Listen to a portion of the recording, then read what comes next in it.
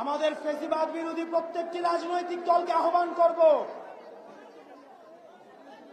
বাংলাদেশের স্বার্থে, আপনার রাজনীতির স্বার্থে, বৃহৎ বাংলাদেশের স্বার্থে ফ্যাসিবাদ বিরোধী প্রত্যেকটি রাজনৈতিক দলকে ঐক্যবদ্ধভাবে আওয়ামী লীগকে মোকাবেলা করতে হবে।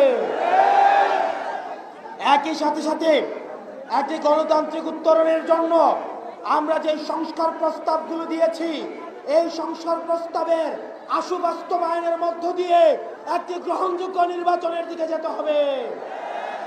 সেটির পূর্বে দৃশ্যমান বিচার এবং সংস্কার নিশ্চিত করতে হবে। আমাদের আপার হাউসে অবশ্যই পিয়ার নিশ্চিত করতে হবে। প্রিয় ব্রাহ্মণবাড়িয়াবাসী, আমাদের অতীতের শাসকরা আমাদের একটা ভঙ্গুর স্বাস্থ্য ব্যবস্থা দিয়ে গিয়েছে। আপনি রাস্তায় বের হন, আপনি বাসে চাপা পড়ে মরবেন।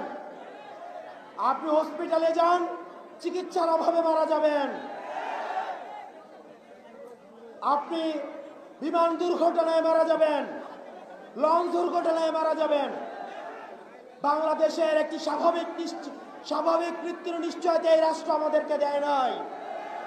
আমরা একটা স্বাভাবিক মৃত্যুর নিশ্চয়তা চাই। এই রাষ্ট্রের কাছে, অন্তর্বর্তীকালীন সরকারের কাছে আমরা চেয়েছিলাম একটা পুনর্গঠিত রাষ্ট্র ব্যবস্থা। দুঃখজনক বিষয় হচ্ছে, আমাদের সাবেক স্বাস্থ্যমন্ত্রী ছিল ইংরেজিতে অনার্স, আমাদের বর্তমান স্বাস্থ্যমন্ত্রী হচ্ছে বাংলায় অনার্স।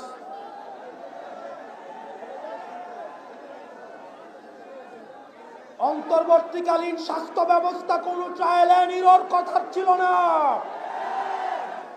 যারা দক্ষ এবং যোগ্য মানুষ ছিল তাদেরকে সরকারে বসিয়ে বাংলাদেশের মানুষকে দেখিয়ে দেওয়া উচিত ছিল স্বাস্থ্য ব্যবস্থা কেমন হওয়া উচিত।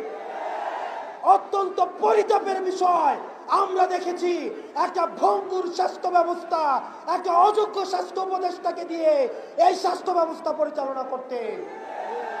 বাংলাদেশে কি কোনো ডাক্তার ছিল না? অযোগ্যতা, অব্যবস্থাপনার একটা ক্লাসিক এক্সাম্পল সেট করে দেওয়া হয়েছে এই স্বাস্থ্য উপদেষ্টার মধ্য দিয়ে।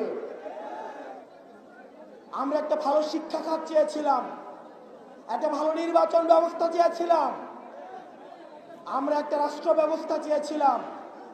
ব্রাহ্মণবাড়িয়াবাসী, আমরা কথা দিচ্ছি, আমরা যদি ঐক্যবদ্ধ থাকি তাহলে আমরা ইতিহাস গড়ব।